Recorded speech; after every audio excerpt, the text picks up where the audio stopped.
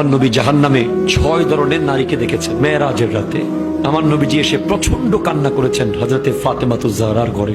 বলে ইয়া রাসূলুল্লাহ, আপনি এত কান্না করেন কেন? বলে আমি 6 ধরনের নারী জাহান্নামে দেখেছি। একটা হলো যাদের চুলের মধ্যে লটকিয়ে রাখা হয়েছে, নাউজুবিল্লাহ। 2, যাদেরকে জিহ্বার মধ্যে লটকিয়ে রাখা হয়েছে।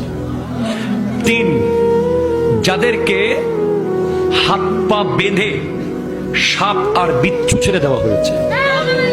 4, যাদের মাথা হয়ে গেছে কুকুরের মতো, গা হয়ে গেছে গাধার মতো। 5, যাদেরকে নিজের বুকের দুধ তথা স্তনের মধ্যে লটকিয়ে রাখা হয়েছে। 6, যাদের মুখ দিয়ে আর শরীরের বিভিন্ন অঙ্গ দিয়ে আগুন বের হচ্ছে। জিজ্ঞেস করা হলো এরা কেমনে কেমনে শাস্তিগুলো কেন পাচ্ছে? যাদের মাথার চুলে লটকিয়ে রাখা হয়েছে তারা হলো ওই নারী যারা পর পুরুষকে চুল দেখায়। আপনাদের সমাজে নাই? আপনি স্বামী হিসেবে তাকে কন্ট্রোল করার দরকার আছে না নাই? যে সমস্ত নারীর চুল কোনো বেগানা পুরুষ দেখবে ওদেরকে কিয়ামতের মাঠে জাহান্নামে চুলের মধ্যে লটকিয়ে রাখা হবে। 2, যে সমস্ত নারী স্বামীর সাথে তর্ক করে কথায় কথায়, বাক বিতান্ডে জড়িয়ে যায়, কথায় কথায় জবাব দেয়, স্বামীর মনে আঘাত দেয়, তাদের জিহ্বার মধ্যে লটকিয়ে রাখা হবে।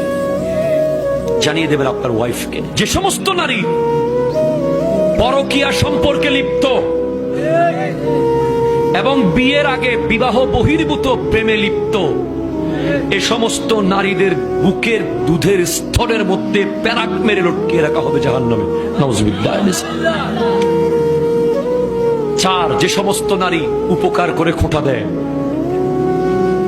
তাদের শাস্তি হলো তাদের মুখ দিয়ে বিভিন্ন অঙ্গ দিয়ে আগুন বের হবে। 5, যে সমস্ত নারী ভালোভাবে পবিত্র হয় না, নামাজ নিয়ে হেয় করে ঠাট্টা করে, ওদের মাথা হবে কুকুরের মতো, গা হয়ে যাবে গাধার মতো, নাউজুবিল্লাহ। অথবা যাদের হাত পা বেঁধে রাখা হয়েছে, সাপ বিচ্ছু ছেড়ে দেওয়া হয়েছে, এরাই শাস্তিটা পাবে। এখন আছেন পুরুষ, কিয়ামতের মাঠে সিত্তাতু আশিয়াইন হুন্না গরীবাতুন মিন সিত্তাতি মাওয়াদিআ। কিয়ামতের আগে 6টা জিনিস বড় গরিব হয়ে যাবে, যেগুলো জন্মগতভাবে পয়সাওয়ালা, গরিব না, অনেক দামি। 1, আল মসজিদু গরীবুন ফিমা বাইনা কওমিন লা ইউসাল্লুনা ফিহি। মসজিদ গরিব হয়ে যাবে, কেন? মুসল্লি থাকবে না।